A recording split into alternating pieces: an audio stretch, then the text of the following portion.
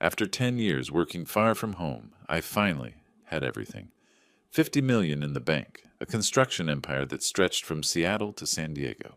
And tonight I'd surprise my kids by coming home dressed as the poor man I used to be, to see if they still loved me. But when I turned onto Carrollwood Drive, I saw something hanging in front of my house that stopped my heart. I'm grateful you're here for this story. Quick question before we go inside that house: where are you watching from? And what's the time there? Comment below. Let's connect. The Greyhound bus hissed to a stop at Sunset Boulevard. I stepped down onto the cracked pavement, my worn work boots hitting the ground with a familiar thud. Los Angeles afternoon heat wrapped around me thick with exhaust fumes and the scent of jacaranda trees. I adjusted my faded denim jacket, deliberately worn, deliberately cheap, and checked my reflection in the bus window. Perfect. A tired construction worker in his mid-50s coming home after a long shift. Weathered face, calloused hands, dirt under my fingernails. The only things that didn't fit were the satellite phone hidden in my right boot and the black credit card sewn into my jacket lining. 10 years. That's how long I'd been gone. I left in 2015, 3 months after my wife died. Cancer took her in 6 brutal months, leaving us with nothing but medical bills and broken hearts. I remembered standing in our cramped apartment, looking at my children's devastated faces, making them a promise. I'm going to Seattle, I'd told them. I'm going to work, and I'm going to build us the life your mother dreamed of. I kept that promise. From nothing I built Mercer Designs and Construction into an empire. But I never came home. Not once. I wanted to surprise them, to walk through that door as the humble working man I used to be, and see if they'd still love me without knowing about the fortune I'd built. Every month for 10 years I sent money. $5,000 for my mother's care. Extra for holidays. But lately something felt wrong. Phone calls grew shorter. Video chats were always denied with vague excuses. The neighborhood had changed. Teslas and Mercedes lined the driveways. Through iron gates, I could see infinity pools glittering in the afternoon sun. I turned onto Carrollwood Drive and my heart began to hammer. Number 350. There it was. The mansion was beautiful. Fresh white paint gleamed in the golden light.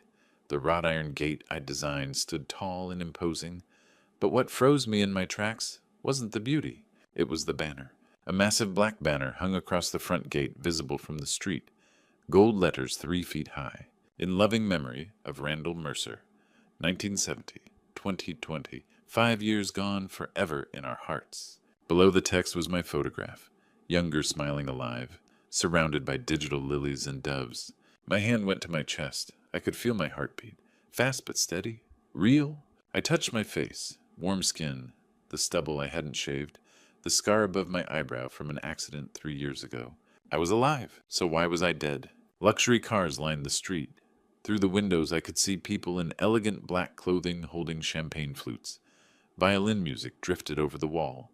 Laughter, the gentle clink of glasses. They were having a party for my death. My mind raced. I'd sent Hayden a text last week. He'd responded with a thumbs-up emoji. I'd wired money 3 days ago. The transfer went through. Unless they'd been lying. Unless every text, every brief call, every excuse had been part of something larger. My mother. The thought crashed through my confusion like ice water. $5,000 a month for her care.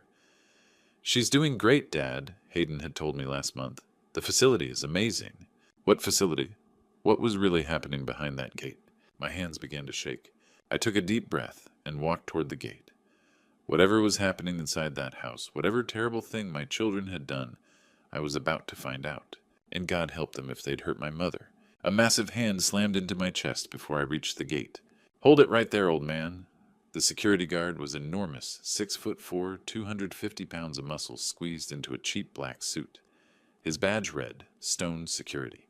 His eyes were cold, scanning me like a stray animal that didn't belong. Private property. Memorial service. Invitation only. I don't need an invitation, I said, forcing my voice steady. I'm Randall Mercer. This is my house.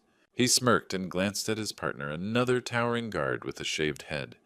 They laughed loud, cruel laughter meant to humiliate. Yeah, and I'm Elvis Presley, the bald one said, stepping closer. See that banner? Randall Mercer is dead. You're just a bum looking for a handout. I'm telling the truth, I said, pulling out my wallet. My hands shook, not from fear, but disbelief. I have ID. I can prove it. Gunnar, what's going on here? The voice sliced through me. I knew it. I'd heard it for 10 years, but never this cold. I turned. Hayden stood beneath the glowing lights of the mansion, perfectly dressed, in a tailored tuxedo, champagne glass in hand. He looked polished, wealthy, untouchable. For a moment our eyes met. I waited for recognition. I got irritation. Hayden, I said. Son, it's me. His jaw tightened. He set his glass down and stepped through the gate, grabbing my elbow and dragging me aside. What the hell are you doing here? He hissed. I told you to stay in Seattle. You told me, I whispered. Why does that banner say I'm dead? I sent you money 3 days ago. Lower your voice. He leaned closer. To everyone here, you died 5 years ago. We filed the paperwork. We collected the insurance. It's done. My head spun. You declared me dead. If you expose this, he snapped, we lose everything. Fraud charges, prison. Is that what you want? I want answers, I said. Where's my mother? She's fine, he said too quickly, in a facility. I want to see her. That's not possible. I reached for him without thinking. He slapped my hand away. The crack echoed.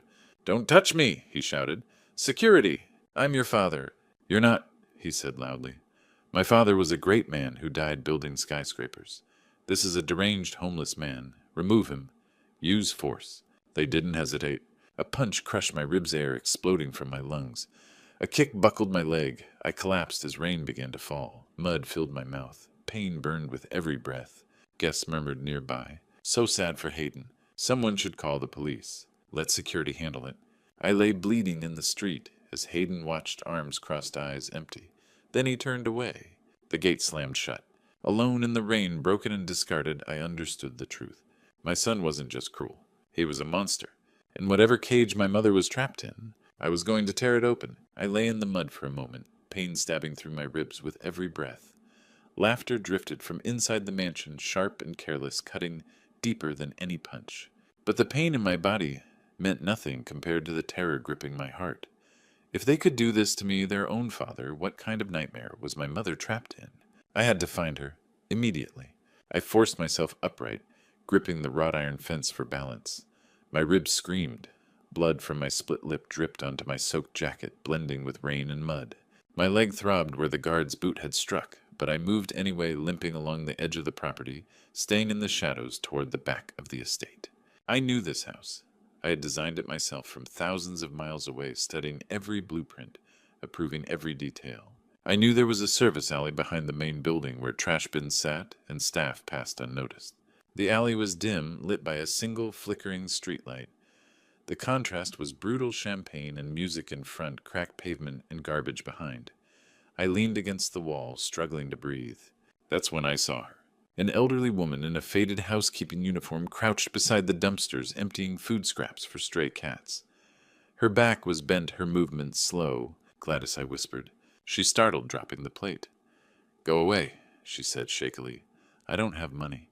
If Mr. Hayden sees you, he'll punish both of us. I stepped into the light.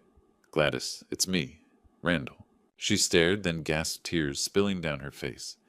Mr. Randall. They told us you died. We saw the certificate. We held a memorial mass. I'm alive, I said. But tell me the truth. Where is my mother? They said she's in a care facility. Her face collapsed with shame. She looked down. There is no facility, sir. The words struck like another beating. She's here, Gladys whispered. In the old storage shed, behind the pool house. He said she smells. That she frightens guests. He moved her there 3 years ago. I bring food when I can, but I'm illegal. I was afraid. I wasn't angry at her. She was trapped too. Where exactly, I asked. She pointed into the darkness. Past the rose garden. You'll smell it first. I didn't hesitate. I climbed the fence, ignoring the fire in my ribs, and stumbled forward. The back of the property was neglected. Weeds strangled the garden. Trash piled near rusted equipment. And then I smelled it: mold, waste, decay. The shed crouched in shadow metal walls, rusted through door hanging crooked. Moonlight leaked through holes in the roof. I approached, heart pounding. Mom, I called softly. It's Randall. A thin voice replied from inside. I have today's newspaper, Hayden. I smiled, like you said. Please give me soup. Please don't hit me. Something inside me broke. I pushed the door open. The stench was overwhelming. The space was barely 8 feet wide. A filthy mattress lay on dirt. A plastic bucket served as a toilet. Curled in the corner was my mother, tiny, shaking, clutching a newspaper. Mom, I whispered, kneeling. It's me. She rocked gently. I was good? I'm not Hayden. I'm your son. Slowly she looked up. Recognition flickered. Randall. They said you died. I'm alive. He said if I told anyone he'd stop feeding me, she sobbed. I held her. She weighed nothing. You didn't fail, she whispered. The money changed them. I covered her with my jacket. Then I pulled out my hidden satellite phone. My hands were steady now. I dialed. The dead were about to rise, and there would be hell to pay. The phone was answered on the first ring. Mr. Mercer. Von Pierce's voice was sharp despite the late hour. We lost your GPS signal 3 hours ago. We were preparing to activate the search protocol. Are you all right? No, Vaughn. My voice had changed. The humble man was gone. I'm not all right. I'm at war. A brief pause. Understood, sir. What do you need? Alpha Team. Now. Armored SUVs, full medical unit, Harlan Pembroke. Cortez Reeves.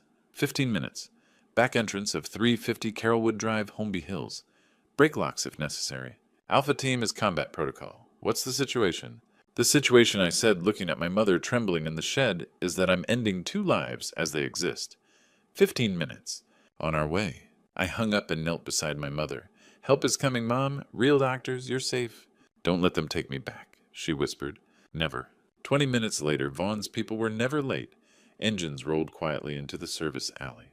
No lights, no sirens. Professionals moved in silence. Tactical flashlights flooded the shed. I shielded my mother's eyes as 6 men entered, followed by 2 paramedics. Medical first, I ordered. A paramedic knelt beside my mother. My name is Sarah. We're taking care of you now. Can you tell me your name? Meredith, she whispered. Within minutes, she was on a stretcher. IV line. Oxygen, thermal blankets. They carried her as if she were fragile glass. I followed into the ambulance. It was a mobile ICU. 2 doctors worked efficiently. Severe malnutrition, dehydration, likely pneumonia. Extreme psychological trauma, one said. How long? 3 years. His jaw tightened. We're stabilizing her. She's stronger than she looks. I stayed holding her hand as fluid and warmth returned to her body. After half an hour, the doctor nodded. Stable. She needs rest after whatever you're planning. She'll have it. Vaughn appeared with a garment bag. When you're ready, sir. Only then did I step away. In the SUV, I changed into the suit Vaughn brought, black, custom-tailored Italian leather shoes, my Patek watch. The transformation took minutes. When I stepped out, my mother sat clean and wrapped in a blanket, eyes clearer now. We're going to a party, I told her. Everyone will see you. She smiled faintly. Inside the SUV, Harlan and Cortez worked from laptops. Report.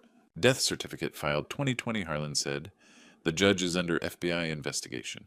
The medical examiner lost his license for falsification. Sloppy. Insurance payout, Cortez added. $750,000. Gone in 8 months. Cars, travel, jewelry, gambling. Your son owes $850,000 to Colombian lenders. That explains the rush. He forged your signature 3 times, Harlan continued. House worth $8.5 million. Leverage to 6. They're broke. Then what funds this? Your monthly transfers, Cortez said, plus illegal bridge loans. Tonight's charity gala is a scam. My son wasn't just cruel. He was desperate and dangerous. We have grounds for charges, Harlan said. Fraud, forgery, elder abuse. No, I said quietly, not yet. They stared. I want witnesses, I continued. Friends, donors, partners. Everyone needs to see who they are. Public execution, Harlan said. Social death, I replied. I straightened my tie. The man who arrived in pain was gone. Vaughn, I said into the radio, prepare the team. Front entrance. Broadcast the shed footage. Ready on command. I rested my hand on my mother's shoulder. It's time, I said, for the dead to speak. At exactly 10:00 p.m., Vaughn's voice crackled through the radio.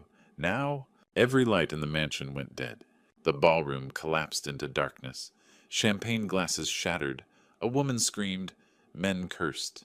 200 guests stumbled in designer heels and Italian leather shoes, grabbing walls, bodies anything solid. What the hell is happening? Hayden shouted. Check the generators. This is a disaster. Then silence fell heavy, crushing the kind that made hearts pound louder than the missing music. A single spotlight cut through the dark. It illuminated the massive double doors at the north end of the ballroom, and standing in that circle of white light, like judgment, made flesh was a man in a black suit, white shirt, crisp shoes polished to mirrors. He was pushing a wheelchair. Randall Mercer stepped forward. His shoes struck marble like a gavel. Clack! Another step. Clack. The crowd parted instinctively. Behind him, 6 figures in tactical black, fanned-out weapons, unseen yet unnecessary. Hayden squinted into the light. Who is that? Randall reached the center of the ballroom, beneath the chandelier. The spotlight followed. Every face froze. Hayden's champagne glass slipped from his fingers and shattered unnoticed. Dad! The word strangled out, his face drained white. That's impossible. The woman beside him, blonde, dripping with diamonds, grabbed his arm. Brenda! My daughter-in-law! Oh my God, she whispered. Good evening, I said calmly. Apologies for arriving late to my own funeral. Traffic from the afterlife was terrible. A ripple of nervous laughter died instantly. Hayden recovered fast. He grabbed a microphone. Ladies and gentlemen, please remain calm. This is the vagrant from earlier. He's mentally ill, clearly wearing a costume. A costume, I interrupted softly. Is that what we call Tom Ford now? I gestured to the banner above the bar. My smiling face stared down. Randall Mercer, 1970-2020. That's me, I said, in case anyone's confused. Phones came out. Whispers spread. My name is Randall Mercer. 10 years ago, I left this city with $300 in grief. My wife had just died. I promised my children I'd build a better life. I paused. I worked in Seattle. Construction, development, built Mercer Designs and Construction. We renovated the Microsoft campus, Amazon's headquarters gardens. I looked around. I'm worth about $50 million. Gaffs echoed. Brenda's knees buckled. For 10 years, I sent $5,000 every month for my mother's care. I turned to Hayden. He told me she lived in an elite Swiss facility. I turned the wheelchair. Meredith Mercer sat wrapped in white blankets. Frail, hollow-eyed, an IV taped to translucent skin. This is my mother. Found tonight in a storage shed behind the pool house. 89 pounds. Starving. Living in her own waste. Hands flew to mouths. Guests backed away. No, Hayden lunged forward. That's a lie. Security. 2 guards charged. Vaughn's team moved. 5 seconds later, Gunner and Riker Stone lay zip-tied on the marble. I stepped onto the stage. Hayden tried to block me. I took the microphone. He let it go. 5 years ago, my son declared me dead. Forged documents. Collected $750,000 in life insurance. I smiled coldly. I was alive. Closing a $40 million deal. He's lying, Hayden screamed. You know us. We've mourned him for years. Have you? I asked quietly. I turned to Harlan Pembroke, briefcase in hand. Counselor. The room held its breath. Harlan Pembroke stepped onto the stage carrying his briefcase. He moved with calm precision, the confidence of a man who had dismantled lives in courtrooms for decades. Salt and pepper hair, wire-rimmed glasses, and navy suit worth more than most cars. The kind of lawyer juries feared before he spoke. He opened the briefcase and removed a document. My name is Harlan Pembroke, attorney at Law California Bar Association. He said, his voice carrying easily. What Mr. Mercer has told you is true. I have proof. The room went still. He raised the first document. Death certificate. Randall James Mercer. Filed March 15, 2020. Signed by Judge Theodore Kellerman, Los Angeles County. A large screen descended. The document filled it. Judge Kellerman is currently under FBI investigation for bribery, Harlan continued. This certificate was filed while Mr. Mercer was alive and working in Seattle.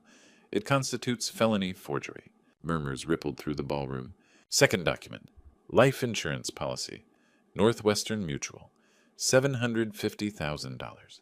Paid in full to Hayden and Brenda Mercer, April 2020. Guests leaned forward. Numbers stripped away denial. Third, Harlan said calmly. Bank records.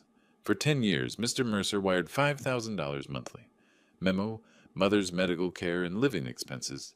Total transferred $600,000. A low whistle cut the silence. Now, I said, stepping beside him, tell them where my mother actually was. Harlan didn't hesitate.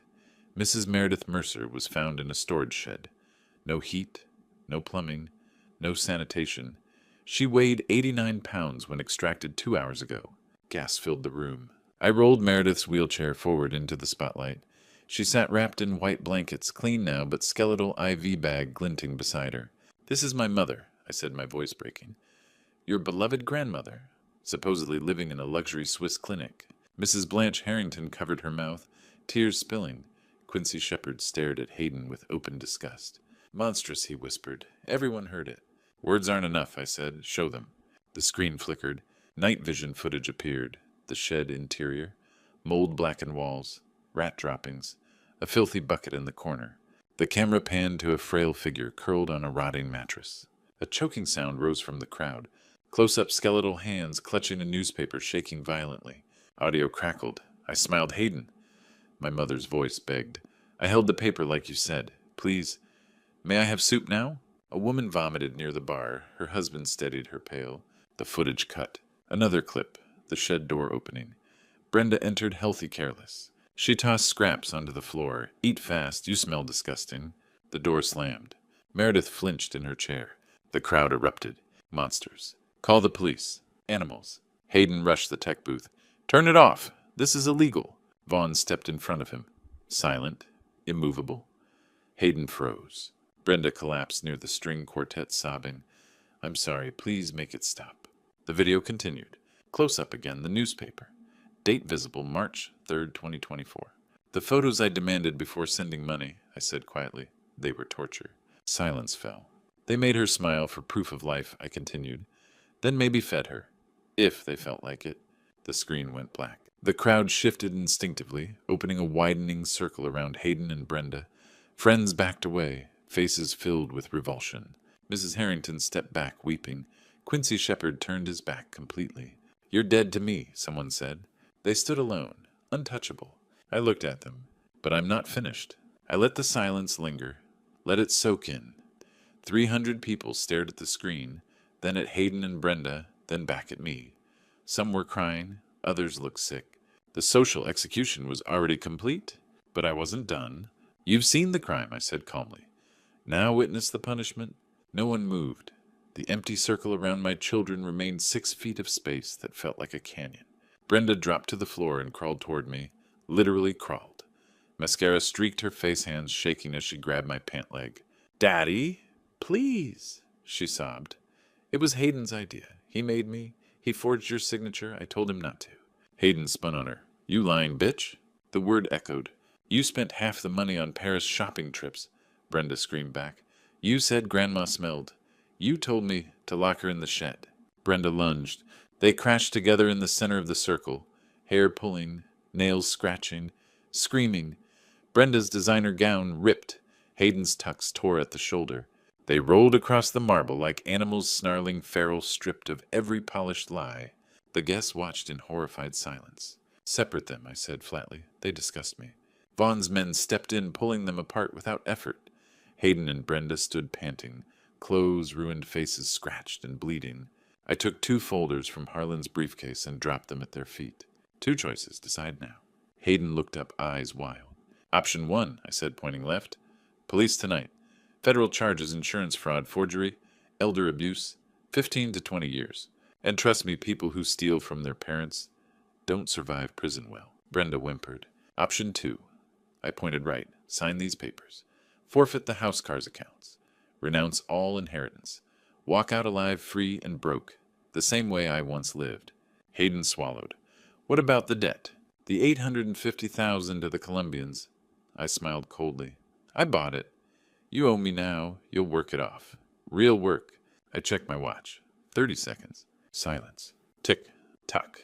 Hayden's shoulders collapsed. Give me the pen. On your knees. He froze. Not before me, I said, pointing at Meredith's wheelchair. Before her. They crawled across the marble, past the empty space where friends once stood to their grandmother. Meredith wasn't watching. A nurse had given her bread. She ate slowly, carefully, afraid it might disappear. Hayden and Brenda knelt, signed the papers on the floor. Hayden's signature shook like a child's scrawl. Brenda's tears smeared the ink. Harlan collected the documents. Final.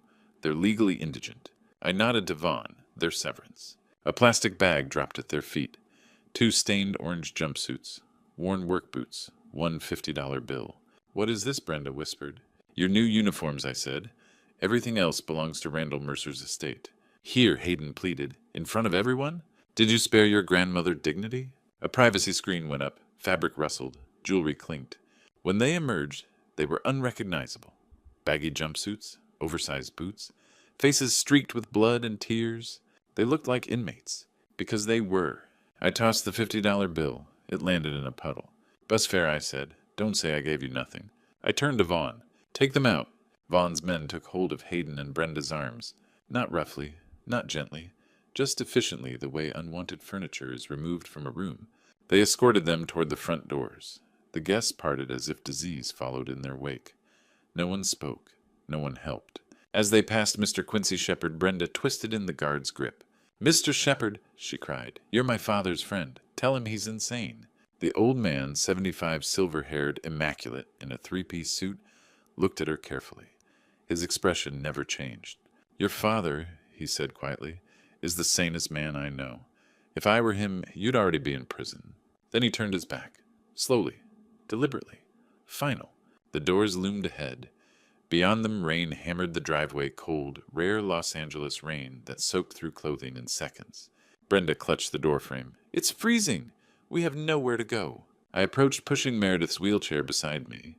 "Cold," I said, stopping inches from her face. "Let me tell you about cold." I pointed toward the garden, toward the shed hidden in darkness. "Your grandmother survived 3 winters there. No heat, no blankets, while you slept on silk sheets with the thermostat set to 72. I leaned closer, my voice barely above a whisper. "I hope the cold teaches you what love couldn't. Gratitude." I nodded once, to the street. One push. They stumbled forward, boots tangling. Balance gone. Hayden tripped on the first step. Brenda grabbed him. They both fell tumbling down the marble stairs in a tangle of orange fabric and limbs. They landed hard on the sidewalk in mud and rain in the exact place where I had lain hours earlier, bleeding and broken. Rain soaked their jumpsuits, instantly plastered hair to skin. They scrambled upright and pounded on the door. "Please," Hayden shouted. "Dad, forgive us, we'll change." "Close it," I said. "Lock it." Boom. The doors slammed shut. Clack! The bolt slid home. Their screams dulled, then faded, then disappeared entirely. Inside, silence returned. The guests left within 20 minutes. Quietly, heads down. No eye contact. No one wanted their name connected to what they had witnessed. I dismissed Vaughn's team and paid them triple. They left without questions. The mansion was empty except for Meredith and me. I found her beneath the chandelier, gazing upward like she'd never seen light shaped that way before. "Come on, Mom," I said, guiding her toward the kitchen. "Let's get you something to eat." The kitchen was enormous, industrial appliances. Marble counters, stainless steel everywhere. Meredith looked around slowly. "Is this my house?" It was, I said, but not anymore. I heated chicken noodle soup, poured it into a plain bowl. We sat at a small breakfast nook by the window, not the grand dining table. I fed her carefully, blowing on each spoonful. Her hands still shook too much to hold it herself. After the third bite, she closed her eyes. "Best soup I've ever had." I cried then, quietly, wiping tears with the back of my hand. "I built this prison," I said. "I sent the money. I paid for the walls that trapped you." She reached up and touched my cheek. "You didn't build them," she said gently. "Money did. Distance did. But you came back. You saved me." I looked around at the cold perfection of the kitchen. This house swallowed good kids and spat out demons. "Then we won't stay," she said. "Buy us somewhere bright, with windows, no dark corners." 1 week later, day 2, a realtor's sign appeared. $8.5 million, prime Holmby Hills estate. Day 4, moving trucks arrived. I took only old family photos from before my wife died.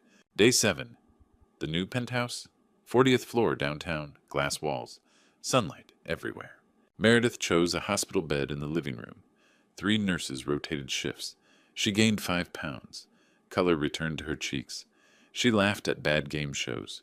One morning I stood on the balcony, coffee in hand. My phone rang. "Harlan," I said. "Update on the subjects," he replied.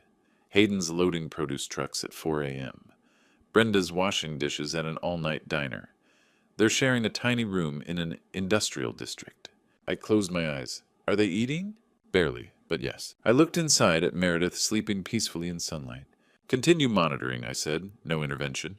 "Do you want to send them anything?" I thought of 10 years of exhaustion, hunger, honest labor. "No," I said. "They're learning the only lesson that matters. Work doesn't kill you. Lies do." After the call, Meredith stirred. "That was about the children." "Yes." "Are they suffering?" "Yes." She paused, then said calmly, "Good. Maybe suffering will make them human again." I squeezed her hand. As the city lights flickered below, I knew the story wasn't finished. One test remained. Whether I was still a father or only a judge. 1 month later, the rain returned to Los Angeles, rare and unforgiving. It fell hard that afternoon, turning the streets into rivers of neon reflections. I sat in the back of the Maybach after Meredith's doctor appointment. She slept beside me, a blanket tucked around her legs, breathing soft and steady. The doctor said she'd gained another 3 pounds. Her vitals were strong. Traffic crawled through the industrial district. Sir, my driver said carefully, there's an altercation ahead. Under a liquor store awning, 2 figures fought over a bottle. As we drew closer, I recognized them. Hayden Gaunt, now cheekbones, sharp beard, scraggly gray shirt stained with filth. Brenda Hare in a limp ponytail, grease-stained apron still tied around her waist, hands raw and red. They struggled over a cheap bottle of tequila. Mine, Hayden shouted. My tips paid for it. 1 drink, Brenda shoved him. My feet are killing me. He raised a hand. She slapped him first. They collided, desperate and vicious. Hayden slipped and fell into a puddle. Dirty water soaked his back. Brenda stood over him, panting, and drank deeply from the bottle. People passed without slowing, just 2 street drunks, invisible. Exactly what they'd wanted me to be. My driver's hands tightened on the wheel. Sir, should I stop? I stared through the tinted glass. Every instinct screamed to get out. Lift them up. Clean them. Bring them home. Then I remembered the shed. My mother's skeletal hands shaking around a newspaper. Her whisper. "I," smiled Hayden. "Please, may I have soup now?" Hayden's voice in the driveway. "My father's dead. Get out." I looked at Meredith sleeping peacefully beside me. Still fragile, but stronger every day. Then back at Hayden in the puddle. At Brenda clutching that bottle like it was all she had. "Sir," the driver asked. The rain drummed on the roof. "Keep driving," I said quietly. "Sir." "Don't slow down." He hesitated. "Do you want to say something? Help them?" I pressed the button. The privacy screen rose between us. As the car rolled forward, Hayden looked up. For one brief moment our eyes met through the tinted glass. He couldn't see me, only his own reflection soaked broken, staring back. I could see him clearly. The car moved on. I didn't look back. I touched Meredith's hand. She stirred. "Are we home, son?" she murmured. "Almost, Mom."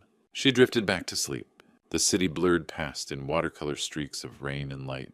People ask if I have regrets. Yes, I should have come home sooner. I should have been present, not just providing from afar. But what I did that night at the mansion, no regrets. Sometimes love means letting go. Sometimes justice means letting people fall so they learn to stand. I built an empire with these hands, but I lost my children along the way. Money didn't corrupt them. My absence did. The space I left filled with entitlement and cruelty. When they finally had a choice to be human or monsters, they chose. Now they live with that choice just as I live with mine. The difference is I can sleep. I saved my mother. I delivered justice. And I learned the hardest lesson a father can face. You can't save your children from themselves. The Maybach turned onto the highway. City lights glowed through the rain far below the penthouse where we lived now. Meredith's hand was warm in mine. I lost 2 children, but I saved 1 mother. And at last the equation was balanced. So that's my true story, one of those grandpa stories I never thought I'd share. Learn from my mistakes. Don't be like me. Don't sacrifice presents for profit. I built an empire but lost my family. God gave me 2 children and I was too busy chasing money to see them become strangers. This true story taught me money can't buy back time. Success means nothing if you're not there. Sometimes the people closest to you become the ones you know least. God forgave me when I came home. He gave me strength to save my mother and courage to deliver justice. But he taught me the hardest lesson: you can't save people who don't want saving. This isn't just another one of those grandpa stories, it's a warning. Be present. Choose family over bank accounts. Because one day you might come home to find your loved ones are strangers. Thank God I had one more chance. Not everyone does. My true story ends here, but yours is still being written. Tell me in the comments. What would you have done, drive away or stop? If this moved you, hit like and share it. Subscribe for more real grandpa stories about what truly matters. Because we're all just trying to get home.